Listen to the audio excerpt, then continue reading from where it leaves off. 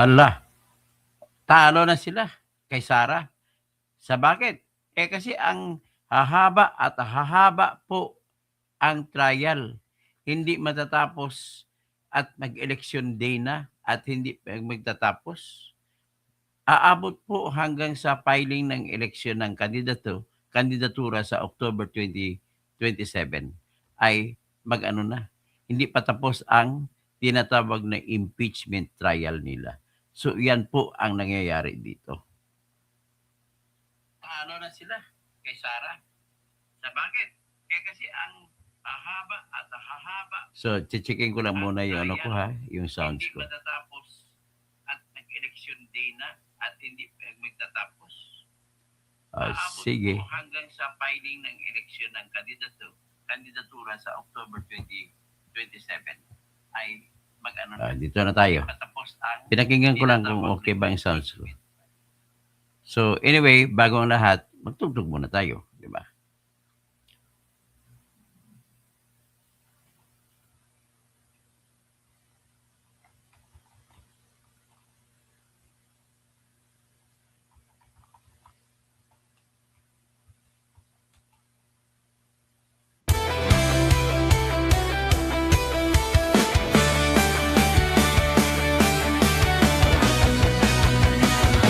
Sa Pilipinas, kilala ang tindi.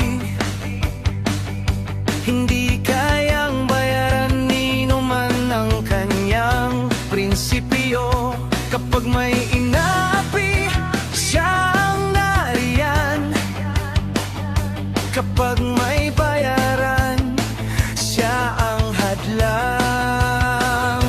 Hindi siya tiklop sa pananakot ng iilan. Hindi siya alila ng sino mang mayaman. Kung ang kapangyarihan nila ay inaabuso, hinahawi niya yan mano-mano. Kapag ang taong bayan ang nasasakal, siya ang unang sumusugot, tumatagal. Hindi perang sukatan ng halaga, kundi kung sino ang lumalaban para sa masa. Totoo kasing tirador, totoo kasing tirador, kakampi ng naaapi, kalaban ng sakim na mandarambon. Totoo kasing tirador, totoo kasing tirador, hindi kayang bilhin ang puso niyang matibay.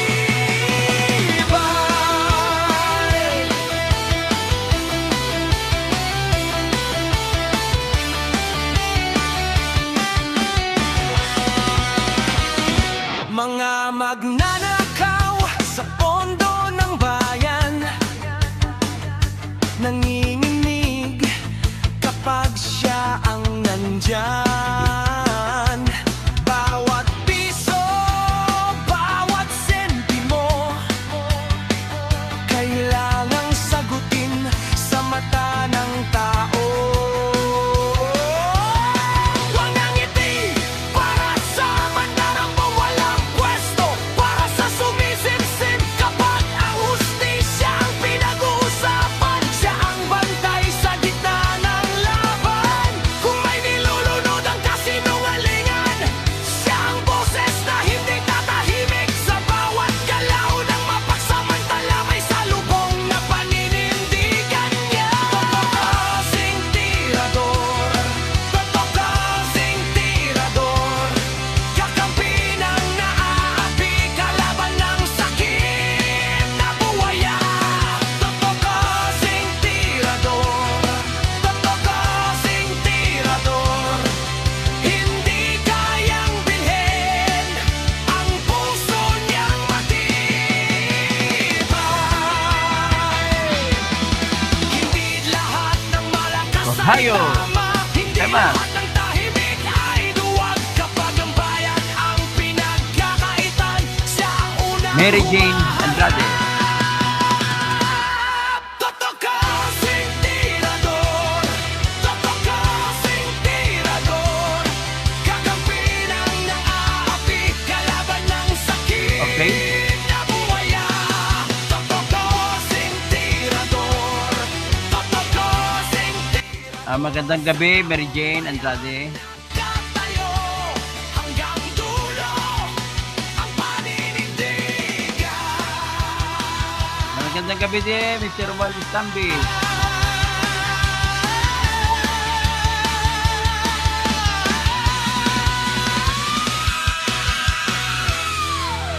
Okay, doon na, pupunta muna tayo sa ating paboritong kandidato sa sunod. Sara, Sara, wala nang iba.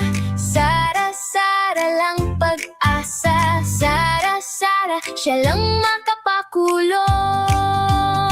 Mga kontraktor ubusin niya. Si BBM Sandro ikulong niya. Si Tamba Zaldi ikulong niya. Makatang Tambay, magandang gabi. Tapang at malasakit ibalik. Freddy Para Pinto, bayan ay magandang gabi. manahimik. Durugin ang sindikato sa korte, sa DPUA, sa DS Void, sa PhilHealth. Okay, yan ha. O, ngayon, pag-usapan natin itong ano. Alam mo, ang sitwasyon ng Pilipinas sa ngayon, meron tayong problema tungkol doon sa baha. Paano mababawi ang trilyon-trilyon natin na nawala sa baha? Babawiin mo lang yan sa mga kurakot. Ibalik na mga kurakot. Ibalik kagaya ni Edwin Guardiola ng Batangas. At present pa si Makatang Tambay, no? Ibalik din dapat ni Romualdez ang nakuha niya. Nabili niya ng mga kung ano, no? Ibalik din dapat ni Saldico ang nakuha nila.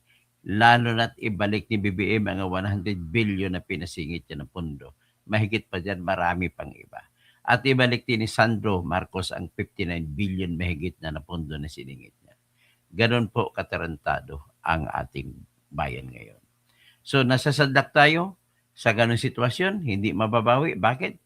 Kasi mismo yung kakampi nila, yung nagkukunwaring maayos daw na grupo ng mga senador, kagaya pinangungunahan ni Win Gatchalian, si Erwin Tulfo, si Rafi Tulfo, si Tita Soto, si Ping Lacson, si JB Ejercito, si Juan Miguel Zuberi, at si Risa Ontiveros, si Kiko, si Bam, si Lito Lapid. Lahat po sila, pati si Jesus Cadillo pumasok na dyan. Pati si Joel Villanueva pumasok na dyan. Lahat po sila ay mga marumi. Dahil kumakampi sila sa marumi, ayaw nilang ituloy ang investigasyon sa flood control. Ano? Bakit? Kasi ayaw nila maungkat yung mga delivery papunta sa kanila. Dati hindi kasama si Kiko. Ngayon na isama na. Ibig sabihin, patulog-tulog lang yung leon niyan, yung pala tigre. Kumukuha rin pala ng pera. Si Risa Ontiveros, nag-insert din siya ng 3 billion. So, imposible na hindi madiscover kung hindi lalabas yung investigasyon sa flood control. Sa flood control po kasi na investigasyon, na hindi lamang po yung tumututok sa 18 Marines. Meron pa dyan yung si Gutesa, si Orly Gutesa, na tao rin ni kasama nila, Marine din. Meron dyan, inamin mismo ni Saldico na taohan niya si Gutesa at totoo sinasabi ni Gutesa. At alam naman natin ang lahat, ang may personal na alam dyan ay si number 1 si Saldico at saka si Romualdez. At pero bakit si Romualdez ay hanggang ngayon palabas lang yun po. Drama lang yun talaga na si Romualdez kunwari kakasuhan. Kunwari hinarangan na hindi makalabas ng bansa. Lahat ng pagkukunwari. Siyempre hindi ipapakulong ni BBM yan si Romualdez. Hindi ako niwala kay Romulo Mabanta. Romulo Mabanta si si Franco Mabanta, na sinasabi niya galit na galit daw si BBM kay Romualdez. So nakikita ko ng play, pero i-discuss ko sa ibang vlog yan, yung mga play ni Franco Mabanta. So anyway, ang dahil po sa ang flood control ay hindi matutuloy investigasyon, ang gusto nila mangyari, ipasok muna nila yung impeachment. Kasi sa impeachment, ginawa po nila ito pangtabon sa mga flood control na nakawan. Mind you, ladies and gentlemen, billion po ang ninakaw nila sa flood control. Yan lang po ang dahilan kung bakit ayaw nila itutuloy yung flood control at itutuloy lang impeachment. So magandang gabi si Joe. Good evening, sir. Paano na lang flood control? Normally, libre na lang sila. Ganun lang po ang nangyari. So, maraming salamat from Ottawa, Canada. Tapos si Mr. Romaldis Tambi, nauna pa nga sila Jinggoy, kay Romaldis, kalokohan la. Pinakulong na si Jinggoy, tama na. Romaldis Tambi, Han, mismo katoto, natumbok mo. Ganun man talaga ang kanila. Makatang Tambay present. Okay?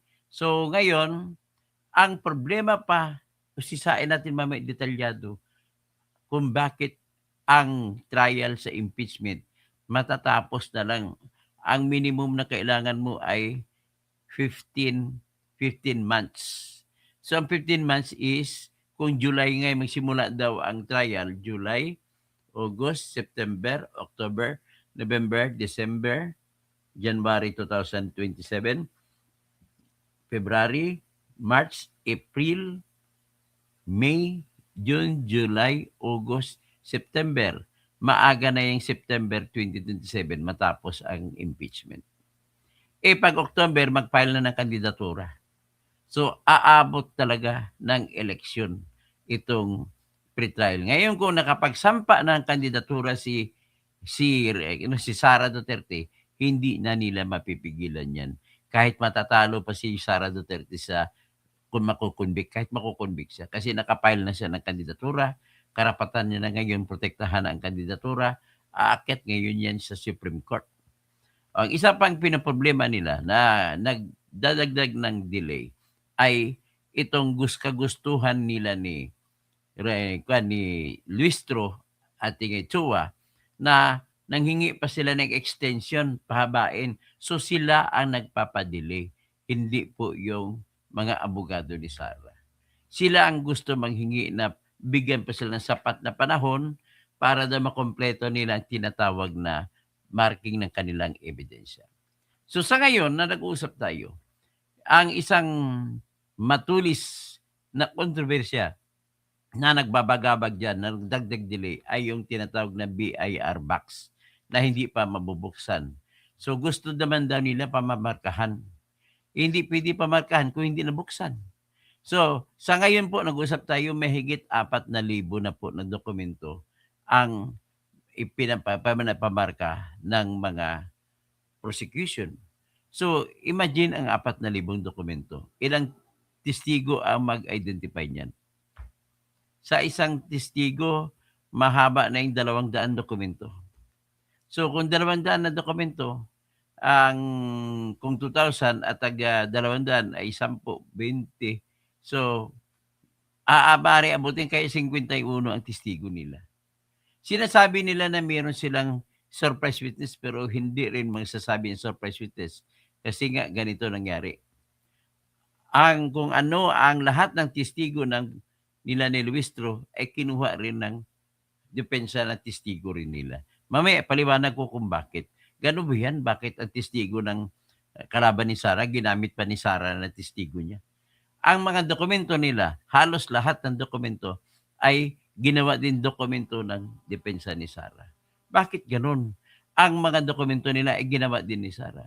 Ibig pong sabihin, ipaliwanag ko sa inyo mamaya kung bakit. So what is the context of this presentation is this. Habang may impeachment, pilit na hinaharangan ang flood control. Kasi bakit? Ang flood control po na investigasyon, maglilitaw po dyan na ang mga nakatanggap sa malita ay yung mga prosecutor mismo. Kasama si Jinky Luistro. Kasama dyan si Congressman Chua. Kasama dyan si Leila de Lima. Kasama sila lahat halos. So ngayon, ano pa nga kaya ang moral nila na ang ano pa bang kanilang may pamukha? Anong mukha pa kaya meron sila na maglilitis kay Sara kung sila ay magnanakaw mismo na inaakusan? So, ang problema naman ito, para mapatuloy nila yung impeachment, ay ipapatigil nilang investigasyon ng flood control. Ang iniisip nila, masisira yung mga prosecutor kung lalabas na may katotohanan ng mga ebidensya na sila ay nagnakaw o nakatanggap ng maleta. Ganun po ang sitwasyon. So, sa usapin pa lang doon sa pagpapabukas o hindi ng BIR, masyadong marami ng debate mangyari dyan. kakainin yan mahigit 2 linggo. So, isa pang usapin dyan na kontra ng mga abogado ni Sara, yung records ng AMLAC. Maraming awayan dyan mangyayari. Sigurado ko hahabulin ng mga abogado ni Sara hanggat sa Supreme Court yan. So kung may Supreme Court na usapin, papunta ay tatagal at tatagal. So maliban dyan, mayroon pang isa na tinatawag na bank accounts ko no, na pinipresenta ni Trillanes. So pinaliwanag ko na, mas matinding usapin yan mamaya, pag-usapan natin mamaya. So in the meantime, ipresenta mo natin si Tolpo. Ito po si Tolpo. Na siya ngayon ang Blue Ribbon Committee Chairman. So talagang halata mo na inagaw lamang nila yung liderato para lamang sa purpose o pakay na makuha, matigil ang investigasyon. Wala nang iba. Iyan lang talaga. Kaya nga gusto na iparesto si Marcoleta. At si Marcoleta naman, nung nagingay na, binawi na nila yung arrest warrant laban kay Marcoleta. So, ganoon sila katindi. So, ito pakinggan natin. Si Tolpo. Ako po nasa majority.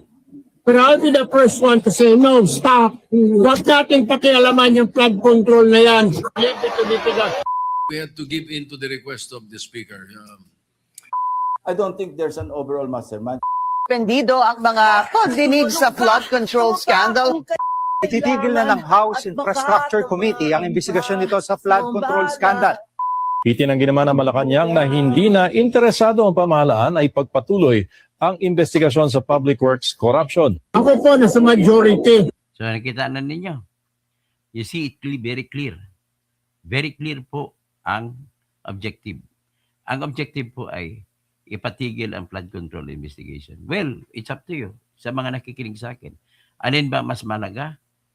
Yung katiting na inaakusa kay Sara na nakuha o yung flood control na 1 trillion mahigit ano wala? Yan ang usapin ngayon.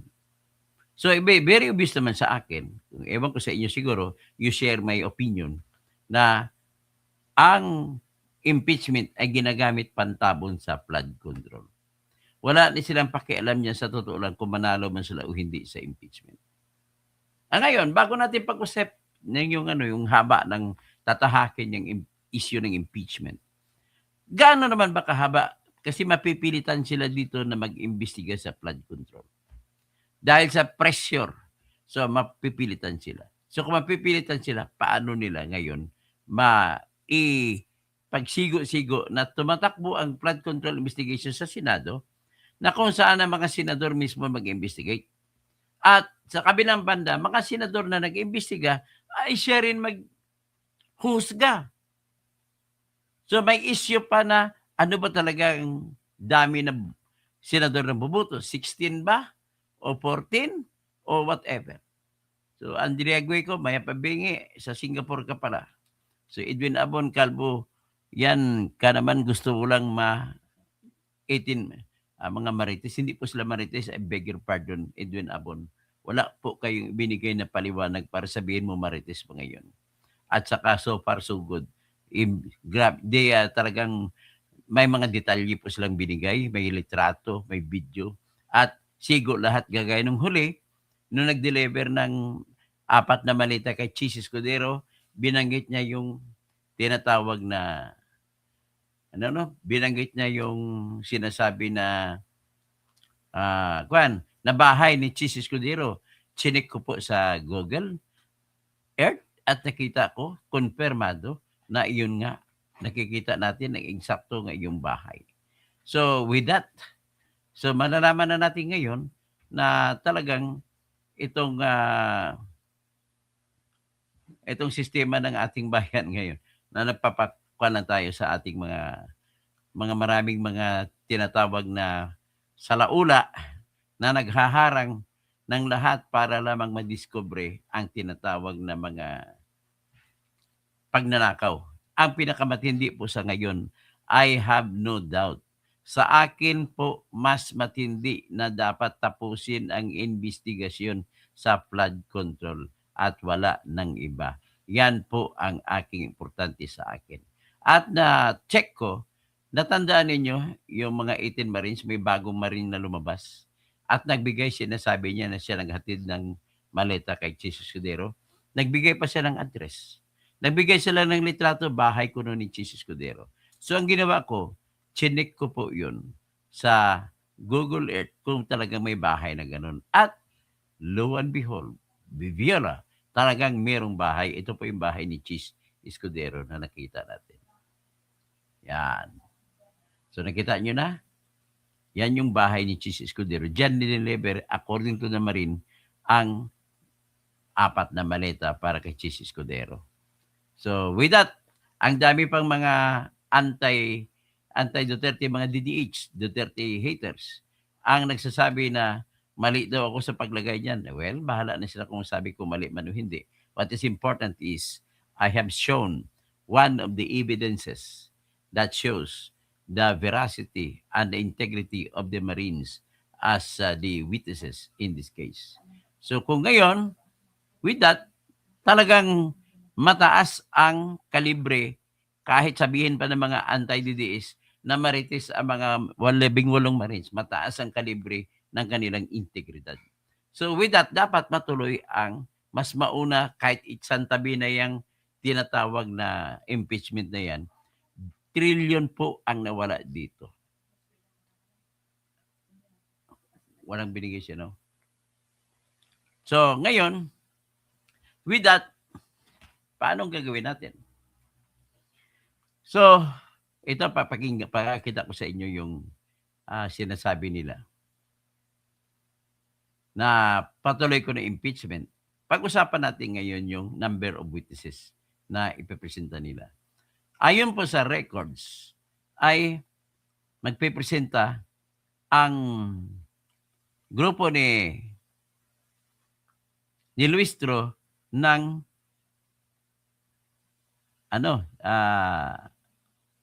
ng 51 na witnesses. Kasama na dyan ang kanilang testigo na sinasabi nila surprise witness. So paano magiging surprise witness kung kasama naman, nilista naman ni Sara Duterte na testigo niya rin? So 51 witnesses. Tapos ang nilista naman ni Sara ay 97 witnesses. Huwag mo natin pag-usapan yung dokumento na isusumiti nila. Mahigit 4,000 po ang dokumento na isusumiti ng grupo nila ni Luistro laban kay Sara. At halos lahat yan na dokumento nila ay dokumento rin, ebidensya rin ni Sara Duterte. Pero this time, gagamitin laban sa kanila. So dito na ngayon nagkasimula ang pinaka-problema sa dokumento. Yung dokumento lamang po, kahit magkaparehang dokumento, ay magdudulot po ng napakahabang delay. Bakit po? Kasi ganito, natagpuan na yung lahat ng mga dokumentong pinamamarkahan ng mga grupo ni Luistro ay puro mga Xerox. Xerox na kiniklaim nila na faithful reproduction din ng original. Pero ngayon, meron din ang grupo ni Sara ng ganong dokumento. Kung anong dokumento nila, meron din ang si Sara. Ang mga abogado ni Sara, ang hawak naman nilang dokumento ay certified true copy. Pero ang kalaban, sila ni Luistro, ay photocopy lamang. Ganun pa man, gusto nila ni Luistro, pamarkahan ang kanilang dokumento. Kapariha yan sa dokumento na hawak ng mga abogado ni Sara. Ngayon, chinek ng mga abogado ni Sara ang dokumento magkapariho sa kanilang dokumento na gusto pamarkahan ng grupo ni Luistro ay maraming page ang nawawala. Anong ibig sabihin? Nandaya sila sa ebidensya. May mga ebidensya, may mga pahina sa dokumento na hindi na, nawala na. Ngayon, kung pumayag ang mga abogado ni Sara na tanggapin na lamang ang kanilang dokumento, ay malalagay sa balag ng alanganin ang mga abogado ni Sara sapagkat ang kanilang hawak na dokumento na dapat pareha ay maraming mga kumpleto sa pahina ang hawak ng abogado ni Sara. At ang kanilang hawak na photocopy ng ani ay marami pang nawawala ang pahina. So anong kaya ang ibig sabihin yan? nandadaya sa ebidensya sa simula pa lamang ang prosecution. So, with that, papayagan ba ng abogado ni Sara? Hindi. Kaya ang nangyari po, tumagal lalo, amarkahan pa lang ng ebidensya sapagkat ang ginawa naman ng prosecution para maprotektahan nila yung interest ni Sara. Pinamarkahan nila yung kanilang hawak na certified true copy at pinamarkahan din nila na ebidensya nila yung dokumento na sinusumiti ng grupo ni Luistro. Ipakita nila sa korte na kulang-kulang. Ganon ang pakay nila. Bakit minarkahan nila? So kaya ibis nagdoble tuloy ang dami ng mamarkahan.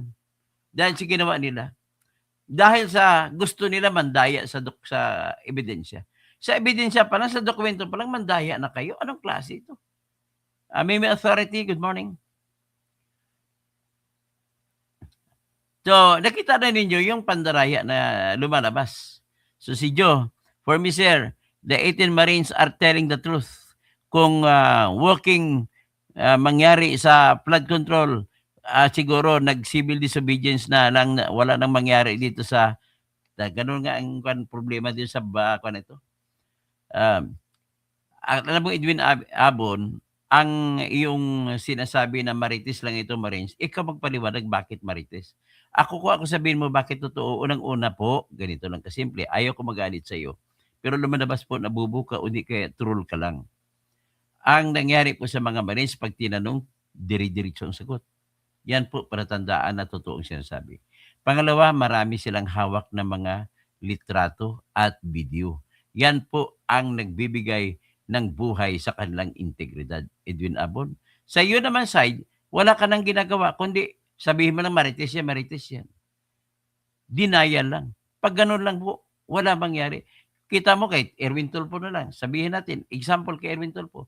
Alam ng Marine nag-deliver na 8 malita ang dineliver niya kay Erwin Tulfo. Alam niya ang address ni Erwin Tulfo dyan sa Green Hills. Bakit nila alam kung hindi sila sasabi na totoo? Ganun lang po. So, Alberto Evangelista, magandang gabi po. Sabi niya, sangkot. Sabi niya, pero pilit na pinagtatakpan ng mga santos sa flood control anomaly. Talagang pilit na pinagtatakpan yan. So, sa Akal Jabal, hi Idol, Dr. Toto kasing watching from United Arab Emirates with love. Salamat po sa AK. So, Nenita Cristobal, totoo yan para matakpan ang pagnanakaw ng mga buaya. Si Andrea Guico, Maya Pabingi, Edwin Abon uli, tinatawag mo ko kalbo, please lang, huwag kang magtawag ng diretsahan sa Marines na Marites. Wala ka namang ebidensya na Marites sila. Diba? Sabi naman ni Joe dito sa Canada, mga politiko nagkaroon ng anomalya, sila ay nagre-resign. Ang iba ay nag-suicide pa because of disgrace to their families. Pero dito sa atin, kapal ng mukha natin. Okay. Salonga, Sakal, bulok ang system dahil bawat meron man-made calamity, act of God, the public money is flooding, disgusting ang kalakaran. Naging hanap buhay ng mga politician ang businessmen na contractors. So ngayon, si Paulo Campo, good evening po, Sir Toto Paul from United Kingdom. Tapos Crazy, hello Dr. Toto. Si Joe, good evening sir, paano na lang? Flood control normally, libre pa sila watching from Ottawa, Canada. So, Mr. Romualdez, may mauna na nga sila Jinggoy. Okay? So, patuloy tayo. So, nakikita niyo po rito. Yung premise ko, yung hahaba, sinasadya mismo nila ni Luistro na hahaba ang impeachment. Bakit? Tatabunan nila yung flood control. Kaya ngayon, ang pinakahuling ginagawa ng grupo ni Luistro ay nag-request na naman sila sa Senado na bigyan pa sila ng sapat na panahon para magmarka ng mga ebidensya nila. Ano pa? Gaya ng sinabi ko kanina, sila mismo ang dahilan bakit tumatagal. Example, ibalik ko example kanina, ilang dokumento ba ang pariha sila? Marami po. Maraming dokumento na magkapareha sila. So ngayon, ang gusto ng kunwari ng grupo ni Luistro, kung namarkahan nila na Exhibit A, gusto nila tanggapin na rin ng grupo ni Sara, abogado ni Sara, na Exhibit 1 namin yan. Wala na maraming tanungan at wala na maraming pagtitingin, pagche-check kung tama ba, kung maayos ba ang dokumento na Annex A. Kaya nga, nagreklamo sila ni Atty. Pua nang i-examine namin ang Annex A, halimbawa nila, ay maraming pahina po ang nawawala. Patatanggapin na lang ba namin yun? Hindi. May sarili din kami katulad na dokumento, pero markahan namin Annex 1 yun. At yung kanilang dokumento, pamarkahan din namin ng Annex 1-A para ipakita sa korte na ang kanilang mga dokumento, mga ebidensya nila ay may magic. Kaya ang nangyari, 4,000 documents pinamarkahan, ilang minuto kaya sa isang dokumento ang makakain para mapirmahan. Kasi ang ending yan, pag pumirma ng abogado ni Sara, pumirma sila, ay tapos na. Ayos na yun. Pero problema, ayaw pumirma ng mga abogado ni Sara. Dahil nga, hindi magkapareho. So with that, ilang minuto kayo kinakain sa debate? Yung pagtingin pa lang, halimbawa, 10 pages na document. O halimbawa, 100 pages. Ilang minuto nakakain ng bawat isang dokumento. Kaya hanggang ngayon, nagsabi sila, hindi pa nila natatapos. 4 na artikulo ang kinakaso nila laban kay Sara. Sa isang artikulo pa lang nila doon sa confidential funds, natatagalan na sila. Kasi bakit? Meron silang pinresenta na mahigit almost 4,000 documents din, hiwala yun, na mga resibo kuno na fake ang pangalan. Gagaya na may Regis Piatos. Ang dami nyo, pamamarkahan din. Pamarkahan din ng mga abogado ni Sara. Bakit? Kung may Regis Piatos, bakit gawin ni Sara na ebidensya? Ebidensya yun para ipakita ni Sara na nagsumiti siya ng resibo. At kung nagsumiti siya ng resibo, ay maipakita niya na wala siyang intention na magnakaw. Yan ang gusto niya mangyari. Ngayon, kung ang interpretasyon naman nila niyan ay dapat na hindi totoong pangalan ay pagnanakaw, hindi po. Kasi ang pinag-uusapan natin ay confidential fund. So that explains now the reason kung bakit lahat ng dokumento na sinusumiti ng grupo nila ng Luistro ay kinuha rin na dokumento na ebidensya nila ni Sara Duterte. Pero ang pakay naman nila Sara Duterte ay iba, magkasalungat. Kagaya ng affidavit ni Madriaga na supplemental. Binanggit niya na marami siyang dinagdag. At yung affidavit niya nauna, na kulang-kulang. So, yung sinulat na yun, ginamit din ni Sara na ebidensya yun para ipakita din na kulang-kulang, na walang kwenta. Para ipakita yung pangalawang affidavit na maraming nagkakontra-kontra sa katotohanan. Kagaya nung cheque ko na pinabigay sa kanya ni Duterte, ni President Duterte, na 82,400,000 at saka 4,600,000 na galing sa DSUD. 2023 binigay. So ginamit din ni Sara yon para patunayan na hindi nanggaling kay Sara at hindi nanggaling kay Duterte yun. Kasi unang-una, hindi na presidente si Digong noong 2023. Ang dami, kinikwento ko na sa inyong iilan. Pero napakarami po. Ibig sabihin, dito mo na nakita na imbento ang lahat ng ebidensya nitong mga prosecution. So, ito ngayon, ang tingnan na natin, ano pa bang ibang ebidensya na sinasabi nila? Yung tinatawag na BIR record na pag-awayan, dyan pa lang ay aabutin na sila 2 linggo dyan na bago ma-resolve. Kung mag-decision ang impeachment court na buksan, mag-motion pre-consideration pa dyan si Sara, o kung mag-decision ang impeachment court na huwag na buksan, mag-motion pre-consideration din ang grupo ni Luistro. At kung hindi nila gusto, hindi nila gusto ang decision sa motion for reconsideration, aakit yan sa Supreme Court. Yan, sa issue na lang yan. So napakalaking issue po yan, yung BIR records ng personal records ni Manasseh Carpio at saka ni Sara Duterte sa pagbabayad ng buwis.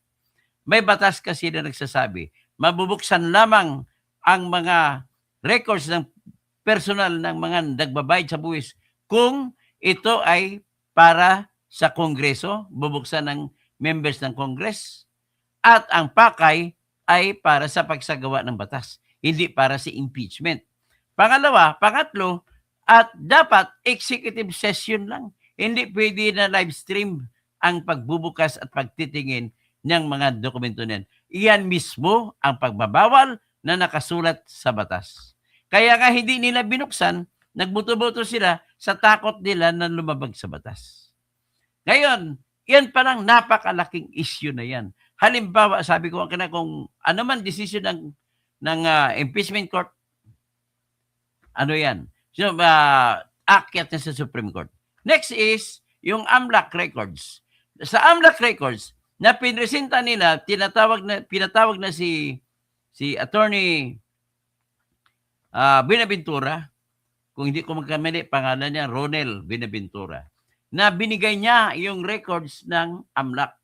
Ang records po ng AMLAC, ang makikita mo riyan ay mga bank accounts ng kahit sino, pag malalaki na 500,000 mataas ang deposito o ang withdraw, ay i-record yan, i-report sa AMLAC. So, yan po ang hawak ng AMLAC. At ang kabuuan ng record mula ng 2005 hanggang 2025 ay umabot sa 6.7 billion. Ayon sabi ng AMLAC. Ngayon, malaking awayan sa AMLAC. Bakit? Number one, walang exemption sa AMLAC. Bawal buksan. At binuksan nila. Yan po ang walang exemption. Ayon po yun mismo sa batas. So, kung batas mismo nagbabawal, hindi pwede buksan yan ng committee lang. Dapat idaan sa korte yan. Titingnan ng korte kung talagang dapat mabuksan o hindi. With that, ano ang korte dito pwede mag-decision? Yung impeachment court. Yun lamang pwede mag-decision. Pero, delikado rin ang impeachment court mag-decision. Bakit? Sa batas na ginawa para sa AMLAC, hindi pwede buksan kahit impeachment court. Maliban na lamang kung may kaso na hiwalay na bribery, kung ano na pa mga heinous crime. Ang tanong, may criminal case ba na sinampa laban kay Sara? Wala. Kasi unang-una, hindi nyo pwede sampahan. Kasi wala naman kayong ebidensya. Sana sinampahan ninyo si Sara ng bribery, drugs para ma-justify yung pagbukas ng AMLAC. Pangalawang issue sa AMLAC ay lumalabas po, nag-report na rin ang BPI kay Manasseh Carpio na may pinasok si Manasseh Carpio ng mga mahigit 10 na cheque. Naniningil siya yung bayad sa kanya ng check ng kanyang client, kanilang client ni Sara. So yung bayad, umabot sa 2 million mahigit lamang. Nagkamali ang BPI, pinasok na gagawing 2 billion plus. So ibig sabihin kung 2 billion plus, idagdag mo yung sa 6.7, nakarecord yung kasama ng 6.7 billion na transaction. Eh ngayon, binawi mo yung 2 billion plus, ngayon, nakarecord ulit yun. So ibig sabihin, bawasan mo ng 4 billion, ang 6.7 dapat 2 billion plus lang yun. Yan, malaking awayan na dyan. Ano pa bang ibang malaking awayan? Sa bank accounts na pinagmamayabang ni Trillanes, malaking away po yan at magdudulot yan ng delay hanggang sa Supreme Court yan. Kasi magdedebate sila kung tatanggapin ba ng Senado bilang impeachment court yung mga binabanggit ni Trillanes na mga dokumento, hindi po yan matatanggap. Bakit po? Kasi bawal po sa batas natin ang manguha ka ng bank accounts ng ibang tao kung walang pagpayag yung ibang tao. So pinaparabas dito ni Trillanes na nakuha niya ang bank records ng mga Duterte kasama kay Digong at kay Sara, kay Basti at kay Pulong. So sinasabi niya nakuha daw niya ito mula kay isang taong nangangalan na Jan de Mesa. Saan si Jan de Mesa? Hindi natin alam. So ngayon, si Jan de Mesa din, kung kinuha niya yon, sigurado akong wala siyang may ipakita na ebidensya na pumayag si Digong na bigyan siya ng kopya ng ganon. So kung wala, anong ibang paraan? Wala. So in other words, ladies and gentlemen, kung walang may ipakitang katibayan na legal ang pagkuha ng bank account sa hindi magagamit na ebidensya yung mga binabanggit ni Trillanes. Ganun ho kasimple. So malaking away yan. Kaya gusto naman ng kalaban ni Sara, ipasok pero bawal sa batas. Yan ang pinaka-problema nyo. So ngayon, kung bawal sa batas, hindi na pwede ngayon magagamit, mapipirsa ang bangko na magsumiti ng records ni Sara. Bakit? Kasi nga illegal ang pinagsimulan. Kung legal lang sana, saka pa lang pwede ipapalabas ng BPI o ng iba pang bangko ang bank accounts ni Sara at saka ni Digong kung sakasakali. So nakita nyo na, malaking awayan. So napakatindi ng pagkahaba ng panahon. Ngayon, pag-usapan natin ang testigo. Ang testigo ni Sara ay 97 na testigo. Ang testigo ng grupo ng prosecution kay Luistro ay nilista nila umabot sa 51 witness at kailangan nila ang 62 trial dates. Yun ang sinasabi nila. So ngayon, ladies and gentlemen, pag 62 trial dates, ano bang ibig sabihin? Ang 62 yung araw na pagpresenta ng ebidensya at sa pamamagitan lamang ng testigo. So ngayon, base sa karanasan, anong nangyari kay Corona Impeachment Court? Base nangyari kay ERAP Impeachment Court na kung saan nagpresenta ng testigo. Isang testigo, siyempre kada hapon lamang alas 2 nagsimula ang hearing. Tatapos yan alas 4, alas 5. So, matinding tanungan yan. Isang araw ay isang testigo lamang ang naipresenta. Ang ibig sabihin, 51 days din, 62 days din ang kailangan ng prosecution para maipresenta ang mga kanilang testigo. Ngayon, ang gagawin sa schedule na 3 beses lamang magpresenta ng testigo sa isang linggo. Kasi yung ibang araw sa isang linggo ay gagamitin ng mga senador sa pagsagawa ng batas. So kung 3 testigo lang kada araw, at sinasabi nila may 62 trial dates sila. 62 divided by 3, that is, sabihin natin 63, that is 21. So 21 weeks. Kung 21 weeks, divided by 4 sa isang buwan, 4 na linggo. So divided by 4, sabihin natin 5 months. 5 months matatapos ang pagpresenta ng testigo ng prosecution. 5 months. So magsimula sila. Kasi ang mangyari niyan, July 6, magsimula sila ay reading of the charges. Number 2, mag-hearing ulit, magde-deliver ng opening address ang bawat sides. So ang prosecution mag-deliver ng opening speech. Magbibigay din ng opening speech ang kabila. So ngayon, sa unang linggo, sa July na yan, ay wala pang trial na mangyayari. Sa kasunod na linggo, ibig sabihin, 3 weeks lang ang mangyayari na magagamit sa trial pag July 2026 ang pag-usapan. So kung 3 weeks, 4 months ang kailangan natin. So, magsimula sa July, August, September, October. So October pa lang matatapos, mag-July, October, November, magsisimula ang kabila. So October, pagtapos ng grupo de Luistro sa pagpresenta ng testigo, ay mangyari niyan, magsasabit pa sila ng offer of exhibits. Magpapalitan pa ng sagot at magdidesisyon ang ang impeachment court kung tatanggapin o hindi ang mga ebidensya na sinusumiti nila. Okay? So, next, November, December na magsimula, break pa yan. So, January 2027 na magsimula ang depensa magpresenta ng ebidensya. 97 witnesses meron ang depensa. So, sa 97, sinabi ko kanina, sa isang araw, isang testigo lang may ipipresenta. So, kung isang testigo, sa 3 testigo sa isang linggo.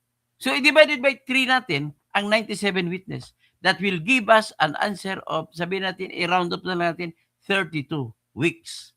Kung 32 weeks, divided by 4, that is, sabihin natin, 8 months. So, 8 months, January, sa 2027, January, February, March, April, May, June, July, August. August ng 2027, matatapos ang presentasyon ng testigo ng depensa. So, kung August, At tapos, meron pang offer of exhibits, isang buwan. So, August, September. October, mag-file na ng candidacy sa pagka-presidente. Magpa-file na si Sara. Hindi pa tapos. Ang mangyari, magkaroon pa ng rebuttal. Magpipresenta ulit pang kontrang ebidensya ang grupo nila ng ministro. Tatagal na, tatawid na sa 2028 na. Abutin, posible mag-eleksyon na lang, hindi pa tapos ang trial. Nakikita ko na yan. So, dagdag pa, may issue pa na iba. Ang isang ibang issue na papatagal dyan, ilang senador ba dapat na boto ang kailangan para i-convict? 16 ba? 14? 15? Yan. Padagdag, 2 buwan ang kakainin ng issue na yan. So wala na. Tapos ng election ng May 2028. Wala na. Hindi na matatapos. So ngayon, pagka-election sa May 2028, hindi na Vice President si Sara. Hindi mo na pwede ma-impeach kasi hindi na siya pwede Vice President. Ganun po ang aking presentasyon sa ngayon. So, magandang umaga. Magandang umaga po sa lahat. Ay, salamat. At naintindihan ninyo. Sabi ni Oscar Paclibare, pag alam natin ano araw at oras ng deliver kay Escudero, makilala ito sa Google Map. Balikan lang yan. Extra date at time. So, makikita natin, malalaman sana natin yan kung ituloy nilang investigasyon sa flood control para makita talaga natin, mausisa natin isa-isa yung mga Marines. Marami pa pong Marines ang lalabas. At babalik si Gutesa, magtitistigo. At antayin natin, baka naman ay titistigo sa baka naman titistigo si Saldico. Mag-ano na lang siya, kahit nahulihin siya, titistigo siya. Titistigo ngayon yung tauhan niya si John Paul Estrada tsaka si Mark Tiksay. Yung dalawang yun may personal na alam sa pagdi-deliver. Yari sila ni Erwin Tulfo doon, si Soto. So Robert Manfort, magkano ang bang binabayad sa iyo, gago? Wala po ang binayad sa akin kahit piso. Huwag mo akong tawagin gago. Kasi wala kang ebidensya na gago po ako. Robert Manfort, be kind. Magiging kind ka naman. Okay? So Joe, sir, anong gagawin natin mga Pilipino sa mga ginagawa nating sa ginagawa nilang pangungurakot nila? Wala tayong magagawa kasi control nila, hawak nila ang bit. Do we just groan over it? Pera ng mga tao na yan, from all walks of life, dapat may mananagot. Now, we are hopeless. Hindi, may huli pa naman tayo, people power. Tapos, hello, Tito Tirador, watching from Europe. Paktay na flood control. Chairman mismo, Manitagang ang nagsasabi. Okay. Amil Mutalib, alaikum assalam. Aki. Dok Idir Toto, Tolsky, politicians claims they are educated and sane, but what they are doing is the opposite. Tama ka, may opposite ang ginagawa nila. So, sa Akal Jabal, hi Idol, Dr. Toto, watching from UA with love. Okay, assalamualaikum, Akal Jabal. Mimi Authority, morning sir. Tapos Joe, for me sir, the 18 ex-Marines are telling the truth. Kung working mangyari sa flood control, sigurado mag-civil disobedience. Yan ang mga ibang mga options natin. Tapos Edwin Abon, paano mo alam? Nakikita naman natin po Edwin Abon sa kung anong presentasyon sa hearing. Nakita na po natin. So ano pang problema natin? Nakita natin ang affidavit, nabasa ko, at yung mga ebidensya nila. So Albert Evangelista, sangkot. So, pero pilit pinapagtatakpan ng mga santos sa flood control anomaly. Ayun. So sa Akal Jabal. Oh, hi Idol Toto from UAE. Okay. Ninita Cristobal, totoo yan, parang pagtakpan, pagnanakaw ng mga buaya. Tapos Andrea Guico, watching from Singapore. Edwin Abon, kalbo ka naman. Ay, wag naman magtawag ng kalbo. Wala naman kwentang hindi man kasama sa usapin yan. Dito sa Canada, sir, ang mga politiko, yun, nabasa ko na po kanina yan. So, sa akin lang, magdasal na lang tayo na matuloy yung investigasyon. So, Eduardo Besas, Atty. Toto, wag mo nang patulan ng mga bayaran ni Marcos. Maraming naniniwala sa iyo. Sa huli, tama pa rin ang lalabas. makukulong mga kawatan na yan. Maraming salamat po, Eduardo Besas. Bing Liwag, Oscar Paclibare, pag alam naman natin ano araw at oras, okay, malalaman po natin yan. Duterte, okay, hanggang dyan lang po tayo. Maraming salamat po sa inyong lahat.